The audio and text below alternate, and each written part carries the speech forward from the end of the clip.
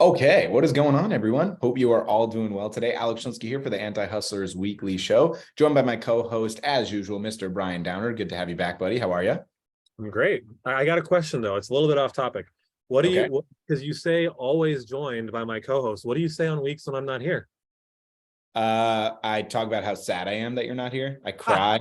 You like have an extra Zoom window up with like a Brian Yeah, Anakin, and public then public I'm always flogging. there. Okay, I just had to know. It's Public flogging of Brian been a missing couple the weeks without you, show. so but Yeah. anyway, I digress. It's good enough. We're really excited about today's show. Got a really good plan for y'all.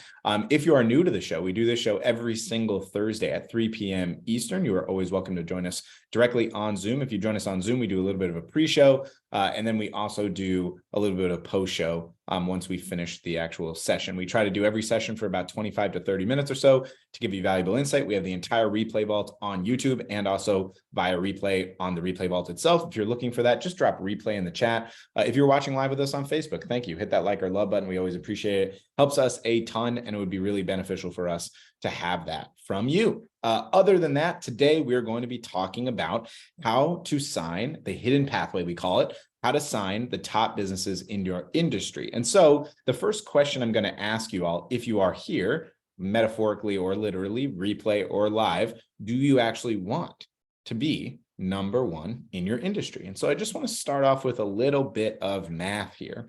The reason I do this is because it's kind of a juxtaposition to what we hear very commonly. All the time, we hear people saying that they really want to be the best of the best in their industry, right? Or that the market is saturated, or that they want to make sure that they have the highest quality product possible, all of which is totally reasonable and very common, and we understand why. But here's a little bit of math for an example. One of our clients works in a really small industry, business brokers. It's a very small industry. There's about 3,000 of them in the entire United States. He offers a $2,000 per month product. This person wants to make about $500,000 to $1 million a month. That is his goal, right? Now, here's the thing, okay? If we're talking about 3,000 clients, 10% of that is 30, okay? So when you have 30 clients at $2,000 per month, that's $60,000, right? Nearing the $1 million run rate. 84,000 is the $1 million run rate, okay? If you have 20% of the industry, which would be 60 clients times two. Now we're already at 120. You're missing a zero there, sir. What did I say? It's 600. It's 300. You No, said 30. I said 20. 10%. 10% of 3,000 is 300. Yeah. What did I say? Did I say 30? Thank you. All right, good. See, this is why I have Brian here. Normally, if don't count on me for math. You got lucky today. You just did great, dude. You did great. Anyways, what I was trying to say was, if you have 10% of that entire industry, okay, 100 times there's $600,000 a month. Yeah, exactly. Okay, so the idea is you can actually make significantly more impact than you think at a very small market saturation number, right? The reality is most people just don't do the math, probably because they suck at math like I do and look like an idiot on Facebook Live. But other than that, the biggest reason is you're just not doing the work. You don't necessarily have to be number one in your industry in order to make the amount of money you want. So the first thing that we want to just talk about on the front end of this session is, yeah, we can talk about how to become number one, but is that what you want in the first place? So I just wanted to start there before diving in. Brian, I'll let you touch on this. Yeah. Too. And so you picked one of the smaller industries, right? If you look at something like roofing, I just pulled up a number here. It says there's more than 100,000 roofing companies in the United States. And again, you're charging $2,000 a month. You only need a very tiny percentage of that industry to make a significant amount of money, and probably a lot more money than you even have a goal set at right now. So yeah, don't think you have to dominate an industry or be the best or be number one to, like Alex said, make a serious financial impact and help your clients. And honestly, at the end of the day too, I don't think anyone, unless they're a really crazy person or just has ridiculously good systems, really wants to manage that many clients. It becomes a pain. Like there's a point at which once you have what you want and need, like anything else becomes a bigger headache, because you're going to have a million more issues that could come up if you're talking hundreds of potential clients. That's why I'm typically an advocate of, if you're going to sell something, do it high ticket, lower margin. If it's high touch, if you have a lower touch product like SaaS, where the margins are great, your involvement's very low, okay, that's a different conversation. But we're talking marketing services right now. That's right. The largest agencies that we've worked with range from about $200,000 a month to about $650,000, $700,000 a month.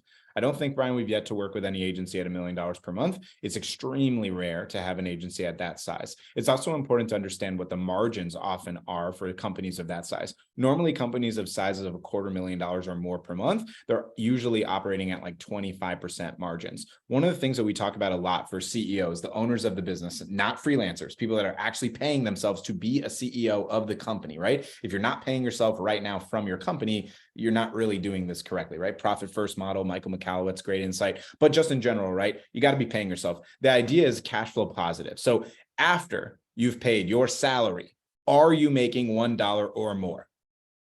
That's what we're talking about with profitability, right? That's the KPI most of you should really be considering, not how do I become number one in my industry. The other consideration is number one in your industry. Do you know right now who number one is in your industry? I'm willing to bet you have no fucking idea who number one is in your industry, because we don't know either. And the reality and reason why is because there's not as much transparency as you would think there are, or is rather, in large agency spaces. Most massive agencies doing 1 million plus per month are traditional agencies from 30, 40 years ago that have become digital as well, right? Or venture capital backed companies that are doing millions of dollars per month because they have huge ad budgets. So I just want to touch on this quick insight because we promised you guys where to find the biggest winners in your niche and how to command premium prices. The first thing to consider first, right, is how much money do you really want to make? Like actually, and why? Define that, get clarity on that. And remember, the revenue from your business does not mean that's the amount of money you make. The profit from your business also does not necessarily mean that's the amount of money you make. Maybe you have partners, maybe this, that, and the other, maybe there's debt, etc. But just keep that in mind first.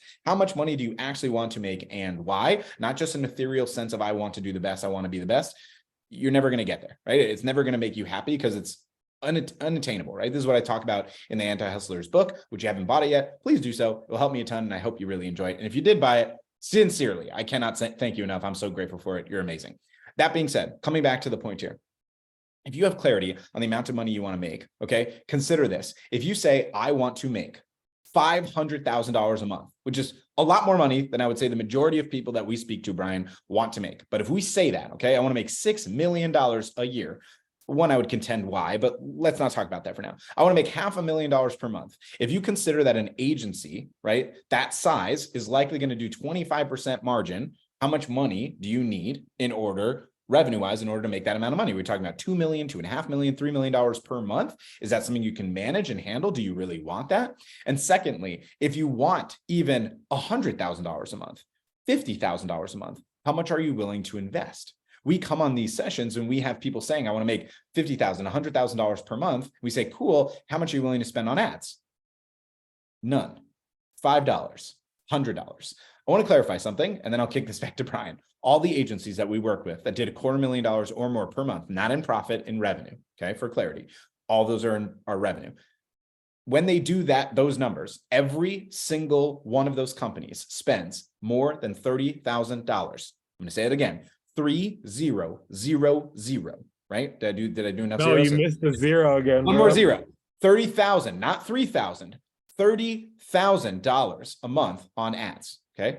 That's the type of money we're talking about when you need to scale that rate, because when you simplify the agency model, there's just three things that need to happen. Okay. You need to generate enough sales calls. You need to close enough deals, and you need to retain enough clients. When you do that at scale, it looks usually around that $15,000 to $50,000 a month mark on ads. Brian and I have said this on the Anti-Hustler Weekly show for months on end. If you are trying to build a legitimate, scalable, profitable, consistently fulfilled business, you're not going to do it by doing LinkedIn advertising. You are not going to do, or LinkedIn outreach, excuse me. You're not going to do it doing cold emails. You're not going to do it doing cold calls. Those are all strategies for smaller businesses. They work. We teach them. People do them. It's effective for a business that's trying to support a family of 5, not a business trying to make $100,000 profit per month. And we're trying to give you a discrepancy, because if you say, I want to make this amount of money, right? Like this amount,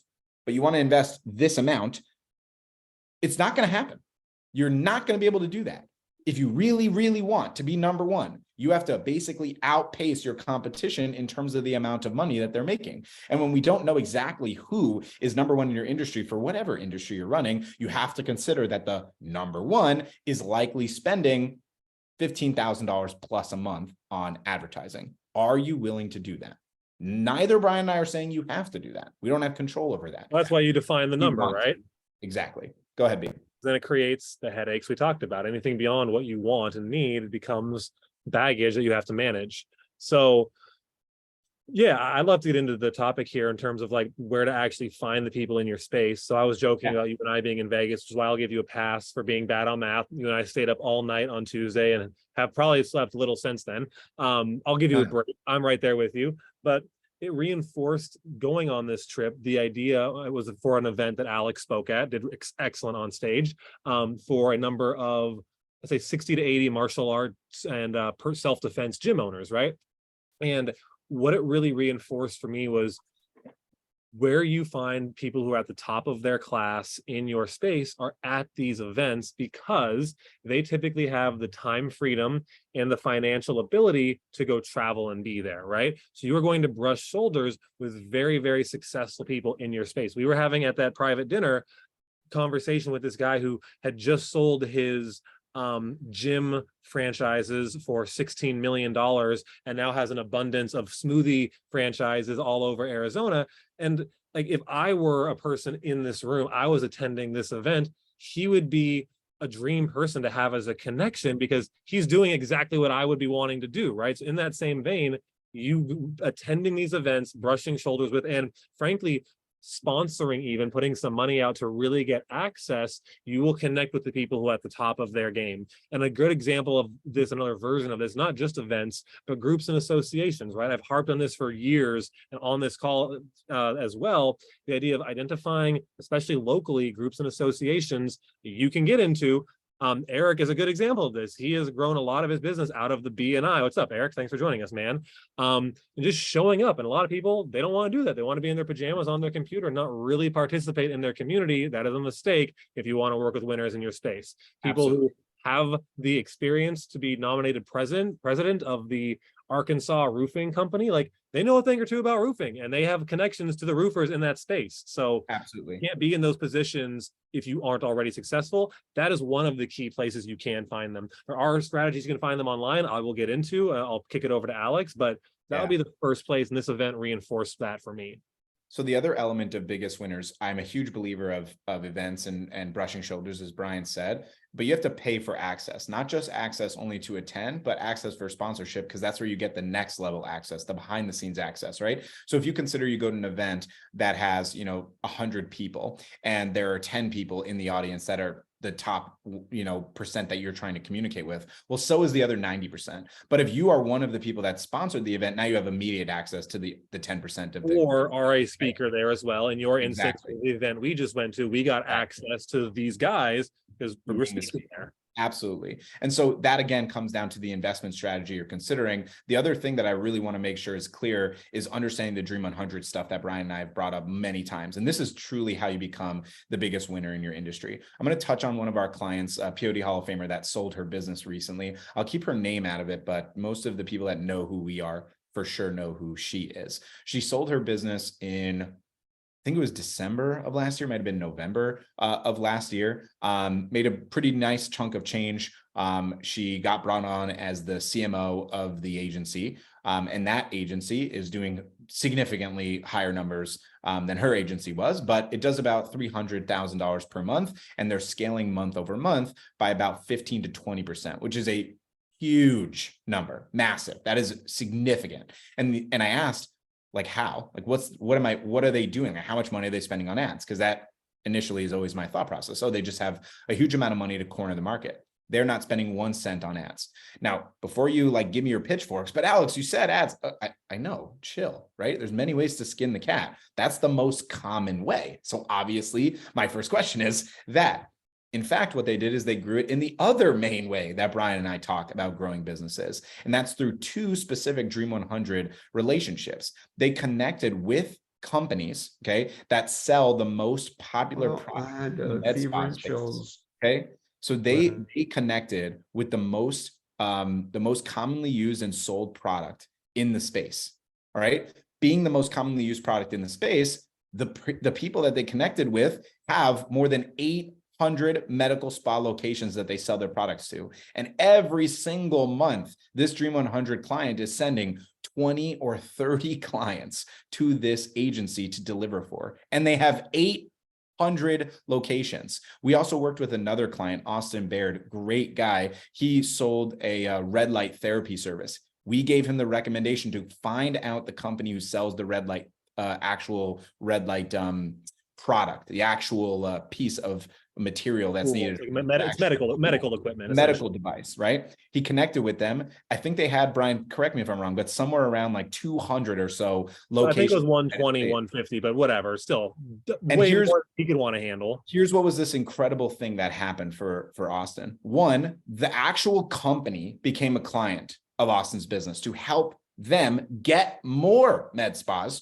to buy the red light, and also became their best referral partner because the 120 locations they had suck at marketing, and now they have Austin's recommendation with an incredible sales pitch. Hi, you bought the red light from us and you want more people to buy the red light service, but you suck at marketing. The company we use to find med spas like you also sell the direct to med spa service to help you sell more products for your red light thing. This is a 21-year-old kid who built a 7-figure business from one partnership. If you really want to be the top-notch person in your industry, it's not just considering how much money you're going to spend on ads. It's what relationships are you building with Dream 100. And I think it's really important for those of you listening and you're like, well, I'm already in red light or I'm already in med spas. Please remember the amount of products that are available in the industry are immense, right? I can name at least 10 different types of products that are in the med spa space that are multi-million-dollar industries. It's not just red light. It's not just CryoSkin. It's not just what's it called? M-Face. There's so many of them. That's 3, 7 more. Yeah, there's so many products, right? Now, does that mean the products inherently have 800 users? No, but you don't need 800 users. That was the whole point of this conversation in the first place. If you get one Dream 100 client that has 30 locations, right? And you get half of them, that is huge. That's a massive windfall for your business. If you're charging $2,000 per month and you get half of those clients over 6 months, that's going to be, what is that? 15,000, 15 times 2, $30,000 a month on average, just from one potential Dream 100 client. This is how you end up really building the business. I'm just going to mute someone. There we go. That is such an important thing. That Dream 100 angle is absolutely key. And if you are in a space where you're selling SaaS, I know a lot of people in our community that's growing are in that space. We've been connecting with Extendly, Go High Level to have them as Dream 100s in the same example. Yes, absolutely. That's why this strategy is even more critical, because especially if you are selling in volume, lower ticket, I sell lower ticket, like under $500, like $300, $250 a month, $200. Please don't sell anything less than $200 a month. Just don't do it. Regardless, even 300. I'm going to say, I'm going to go up and say, don't say anything under $300, even if it's software. That aside, that is where it becomes even more important. Quick other story, a client we just onboarded has an extremely successful SaaS company doing about $500,000 a year with like 70% profit margins using this exact strategy that Alex is talking about. He has 2 incredible referral partners who are the top of their game, if you will, in the space and health insurance, and they just send him their candidates all day long. I'm going to touch on one quick thing on this too, because I know I hear you chirping, guys. I hear it. I know metaphorically because I don't actually hear you, but I know what you're saying. Oh, but isn't it risky? Like if I put all my eggs in one basket, of course it's risky. Of course, absolutely. Inherently it's risky, but would you rather swing big and miss or not swing at all? You miss 100% of the shots you don't take. Wayne Gretzky, Michael Scott, right? Anyone got that? Hopefully the Office joke. Anyways, point is, right? Like you have to be willing to swing big. Okay. You have to swing big because you're and just diversify, right? Like this doesn't 100%. Have to be, I'm not saying only do this and run ads and do organic. I would try to, it depends on where you are on your journey. If you're towards the beginning, this maybe needs to be held off until you get more of a proven product. Right. Maybe just more organic, validate your product, iron the kinks out. Then when it's like, hey, this is good, now we can bring it to the top of the space, and possibly even a really powerful way. And I'm going to use the same story I was just talking about. This client, he, through other income he was making, had a little bit of a runway of cash where he could be patient, right? He didn't need to make money off of his thing right now. So he was able to actually give it away for free, his SaaS for free for 2 months to these top 2 producers in his space, not to get the kinks out and to prove the concept. And then once they did that and they were crushing it, now he's got an influx of cash. So if you are in a place where you have a little bit more time and a runway from other revenue, job, et cetera, this is a really powerful way to earn and very quickly get into these top businesses who may otherwise not give you the time of day, but giving them something really valuable for free. Again, if you're in a place where you need cash right now, separate conversation. This is just a suggestion. And this is a long-term play. No agency is going to start from scratch and get a 900 location partnership in a month. It's not going to happen, right? You also don't have to wait 2 years too. It's based off of results that you're getting and value you bring to the table. If you bring value to the table and you have proof of results, that's how you do it. And that's actually the next piece here, which is how to command a premium price, even potentially get a percentage of clients' growth. Now, pay for performance model is very popular in the industry. Normally what people do for pay for performance is they'll have a setup fee process, and then they make it a no-brainer offer by saying you win when we win, and that's how it's going to work, right? When you win, we win, and that's how it's going to work. But in terms of commanding a premium price, right? If you're not going to do just pay for performance, premium price comes down to understanding of the market, understanding how much money your clients stand to gain when you are working with them. The obstacle working with martial arts studios, for example, is they don't stand to gain a lot of money. They on average charge $150 to $200 per client. Personal injury attorneys, my niche, if I get them one case, that's $500,000, right? And they get 30% of $500,000.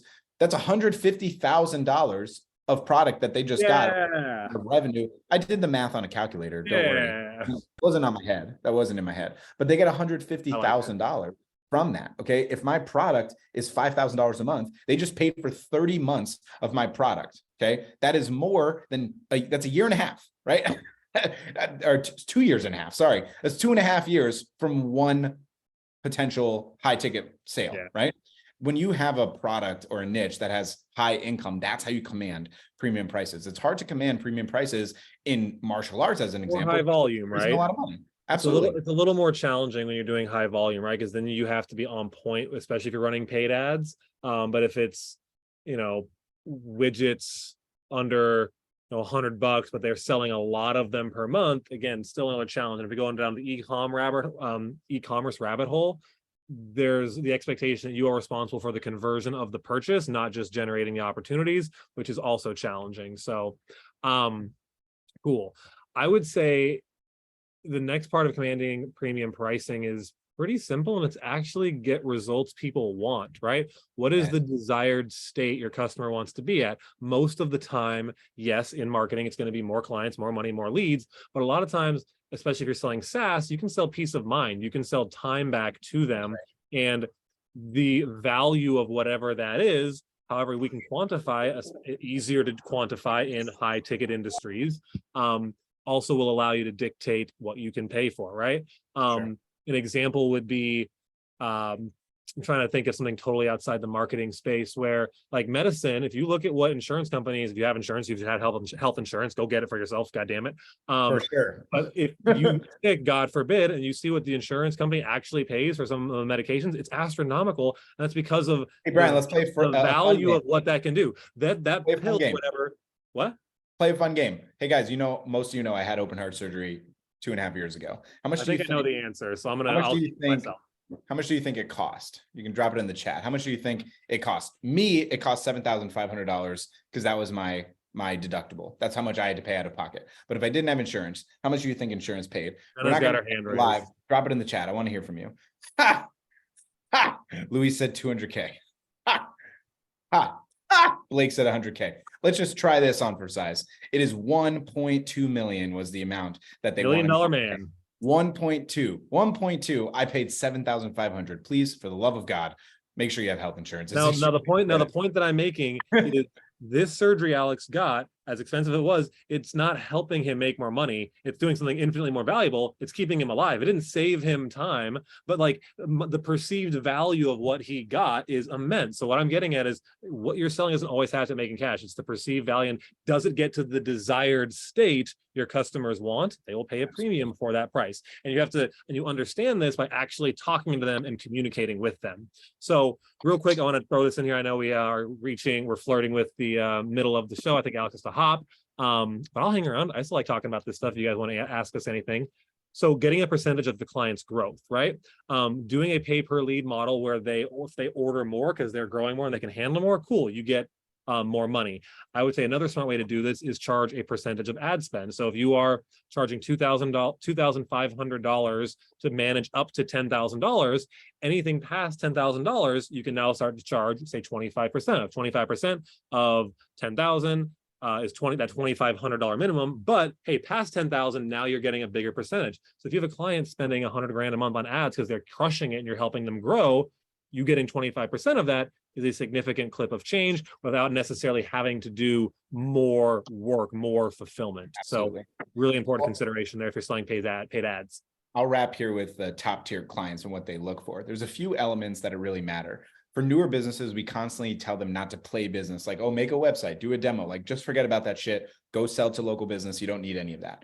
For top tier businesses, right? Ones that have, want to have $30,000, $50,000 a month clients, like legitimately the best of the best agencies, you of course have to have a website. Absolutely. It's required. They want to see that. They want to see a social presence because the skepticism is going to be way too high if you don't have it, and you can't overcome that objection. You just cannot. You have to. Absolutely. You also need to have case studies and proof and examples of both extremely high value case studies and mediocre case studies so that you can show the difference, right? This is the metaphor I constantly share about the ATM machine. If I was to give you an ATM machine that you put $1 in and got $10 back, how much money would you put into it? Unlimited. If I also gave you an ATM machine that you gave you $1 and you got $2 back, how much would you put into it? Unlimited. Make sure you have the 1 to 10 ATM machine case study and also the 1 to 2. So it's not just bullshit and you're not just showing them only the best of the best. Show them even when it's mediocre, you're getting great results. That's really important to explain. The last one that I really want to make sure is clear, outside of having a website, outside of having the case studies, is also a guarantee. If you don't have a guarantee of your results and products, they're not going to believe that you're going to be able to deliver on it. That's where a lot of people do pay for performance with extremely high touch agencies and the top tier ones. It's ironic because a lot of times we're coaching that you don't need to have the guarantee because your guarantee are the results. But if you're going to be charging, 5 to 6 figures for your service, they're going to want a guarantee. So those are 3 specific things that I would be considering. I'll give you guys one more, and this has to be earned. You're not just going to get this. This is earned experience and that pedigree of actually having done it, being in business for 5 years, 10 years, serving X amount of clients. That is earned by getting good results and doing this long term. You can't leverage that towards the beginning. Sure, we're not going to recommend if you're towards the beginning to do this because you also need the case studies to really earn some of this stuff. So start a little bit smaller, and then once you have that proven and validated offer, cool. Now we can layer on some of these elements we're talking about here, but don't try to start here necessarily. Absolutely agree.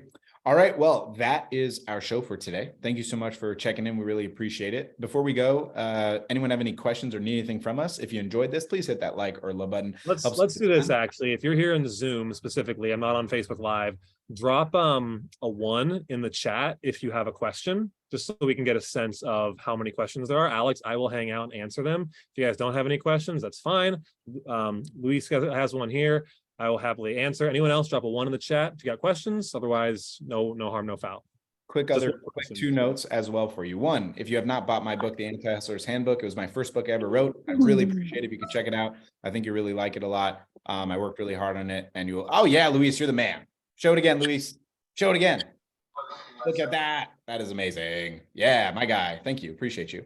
That's awesome. I hope you're enjoying it. For everyone else that didn't buy it, you're the worst. No, I'm just kidding. It's all good. I love you guys. So it's all good. No stress on it. It's all good. But I really do appreciate you guys for checking it out. Secondly, if you're interested in getting support and mentorship, we run Prospecting on Demand. We mentor agencies in order to scale. We will not help you get to $1 million a month. That's not going to happen. But if you want to get to like 100, 200,000, we're really good at that. Yeah, for sure. Other than that, though, that's what we got for today. Was there a question? Don't end the call, Alex. If you can, make me a host. I know you got to hop. Yeah, you're good. I just dropped Ganesh the book. Luis, you have a question though, so hit me with it, and then I think Jenna did, and then I'll answer Yash's question as well. Hey, Brian. So one of the things that you guys said, and I apologize that I jumped in actually kind of late, No worries. was to offer a guarantee. And I'm thinking that that's more if you're doing the lead gen part. What if you're only doing the GHL SaaS portion of things? Yeah, I still think a guarantee, when used appropriately, can be an effective selling mechanism in general. And I would say, depending on how you're selling your SaaS, it becomes critical. If you're at a point now where you can sell it only through a landing page or a webinar and not have someone sell it on a phone call, a guarantee becomes even more important, because you need to earn trust. They need to reverse risk as much as possible. So I would say, yeah, for any offer, guarantees work really well. I've seen ridiculous guarantees on TV for like things like toilet paper, and I might be just making up a product, but like crazy stuff where I'm like, how do they have, like, they have a satisfaction guarantee? It might have honestly been toilet paper. So like, the word guarantee just makes people feel good, but then how you use it in a way that helps your business, it's a little bit more nuanced, right? And this will hopefully answer Yash's question as well. Unfortunately, what works well in the industry right now, because a lot of people are doing it, is really big, bold guarantees. Like, if you don't get results, we'll give you your money back and send you $5,000, right? I hate coaching any type of money back guarantee. I prefer to do a results-based guarantee where, hey, we guarantee if you don't get X result in a certain time frame, we will work for up to X time until that result is achieved. That is how I would do it. I don't like money back guarantee, because you might be put in a position where someone's forcing that on you. So Yash, to your question, do results-based guarantees, not money-back guarantees, if it were me. Now, again, if you're running paid ads or you're doing direct outreach and you really want to stand out and you really want to be loud and get people's attention, you can use the more bold guarantees. There's a, or the money back, or like whatever guarantee. I'll talk about this in just a second. But you have to understand, you're also going to probably get a less committed, less serious person, because they were bought into the hype of like the guarantee and not wanting to be committed to what the actual product that they need to put in the work to achieve the outcome, right? They are more drawn to, oh, I can get $5,000 back if you don't make it for me. So careful, because it's a double-edged sword, right? It's effective in getting more lead volume and a lower cost per lead. A lot more less committed, less serious people when you use crazy bold guarantees. Second part of this is, there's a couple parts, there's three parts. Second part of this is, I don't want you guys to have the guarantee, unless it's ridiculous and bold, be the main headline, if you will, of the offer. Because a lot of times people will just use the guarantee as the risk reversal of, hey, at a bare minimum, we're going to get you 20 leads or 20 appointments per month, because we know that's a very easy thing to achieve. But you start getting people fixated on that number, and when they really need like 40, 50 calls or appointments per month to be successful and be happy, so to me, it's like, you don't want that to be the main thing of your offer. You want to talk about the average result is. I like to sell it where the average result is better than the guarantee. The guarantee is, for me, just the thing that's going to make sure they feel like their money's not going to be lost. So that is how I would kind of angle it. And this is the really important part as well. The guarantee, this is the third part of it. The guarantee has to have basically what we call a you will must, we will must, and its terms and conditions. Hello, my voice. Hello, I don't know who is, someone's unmuted. I'm gonna do my best to, okay, cool. I can mute people. Awesome, I'm co-host. So having the terms and conditions that clearly lay out what the expectation is on their end to get the guarantee, right? Because if you're saying, hey, I'm gonna generate you guys 20 appointments per month, but they have to be required to do something like call the leads 5 times, do this thing, and they're not doing it or holding up their end of the bargain and they're screwing you, like, that has to be clearly laid out, and that avoids the guarantee essentially if they're not doing it. And now here's to kind of hopefully tie this all together. That is how a lot of these ridiculous big bold guarantees get away with making that big bold claim, is they are unfair in the terms and conditions then of that offer. I personally, I know ethics is hard to define for every person. I personally don't like doing that. I would rather have a reasonable guarantee and then have the expectations and the terms or the rules and terms and conditions be fair, that, hey, if they actually do this, what I'm saying, they can achieve this result. I don't want to be like, you have to give me your firstborn child, or like nothing crazy like that, because That just, to me, that's unethical. If it's like a bait and switch, like, oh, I'll give you your money back if you do all this crazy shit I know no one's ever going to do. So that's how I personally leverage guarantees. To Luis and Yash, and hopefully everyone else here listening. I don't like the hypey stuff that's kind of a bait and switch, unfair. You're not really going to get that guarantee anytime ever because terms and conditions are too unfair. Does that make sense? Cool, got you.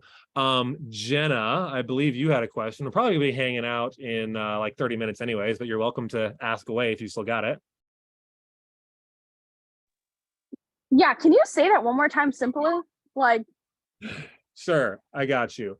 My recommendation is look at what the bare minimum result you need to achieve for your client to make them happy and want to continue with you. I don't know what that number is for you guys, right? I don't know your niche. I don't know what your promise is. Maybe it's 20 appointments. Maybe it's 50 leads. Know what that bare minimum is. Have that be the guarantee. And then have there be very fair terms and conditions in order for them to achieve that. And then when you're selling, don't focus in on the guarantee. The guarantee is just there as risk reversal. You're focused on the average results, and then the big results, like Alex was saying, have like the 10-to-1 ROI case studies and the 2-to-1 ROI case studies, so they know it's reasonable. Have them focus on the average results. The guarantee is just used as risk reversal. I do not personally coach having a ridiculous bold offer and claim that's never attainable. You can do that. That's not what I coach, or not my style. Cool. Hope that helps, Jenna. We can hang out on the call here in 20 minutes and go in more depth if you'd want. I am going to, I think there's one more question. No, I answered it. That was Yash's. Cool, guys.